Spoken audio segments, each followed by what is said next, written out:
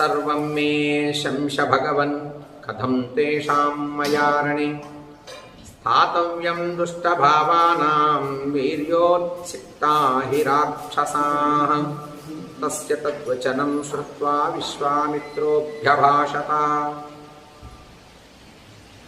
మహర్షి, మహానుభావ విశ్వామిత్ర మహర్షి ఆ రాక్షసులతో యుద్ధంలోనే ఎందుకు పోరాడాలి, యుద్ధంతోనే ఎందుకు పోరాడాలి అని అనుకుంటున్నాం, యుద్ధంలోనే వాళ్ళని గెలవాలా, ఆ విషయాలన్నీ మాకు చెప్పవయ్యా. రాక్షసుల పరాక్రమం ఎట్టుదా నాకు చెప్పు.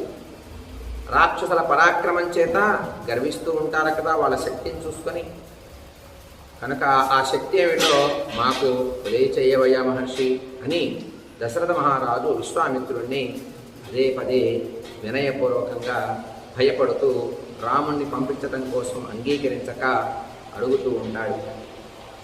పౌలస్య వంశ ప్రభవో రావణో నామ రాక్షసః స బ్రహ్మణా దత్తవరస్త్రైలోక్యం బాధతే భృశం మహాబలో మహావీర్యో రాక్షసైర్బహుభిర్వృతః.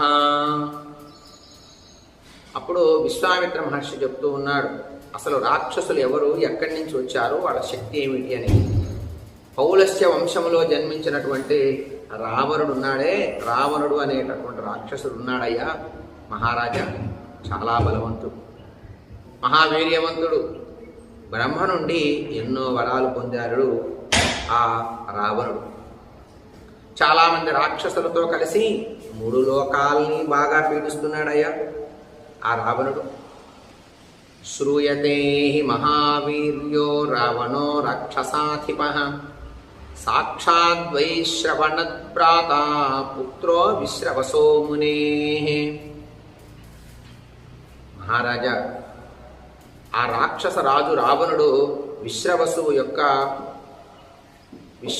విశ్రవసుడు అనే ముని యొక్క పౌత్రుడు, సాక్షాత్తు కుబేరుడికి సోదరుడు. అంతేకాదు గొప్ప పరాక్రమం కలిగినటువంటి వాడు, నువ్వు వినే ఉంటావు అన్నాడు. యదా స్వయం నయజ్ఞస్య విఘ్నకర్తా మహాబలః తేన సంచోదితో ద్వౌ తో రాక్షసౌ సుమహాబలౌ మారీచస్య సుబాహుశ్చ యజ్ఞ విఘ్నం చ కరిష్యతః. అంతేనా మహర్షి, మహాబలవంతుడైనటువంటి స్వయంగా యజ్ఞాల్ని విఘ్నం చేయటానికి మహాబలవంతుడైనటువంటి రావణుడు స్వయంగా యజ్ఞాల్ని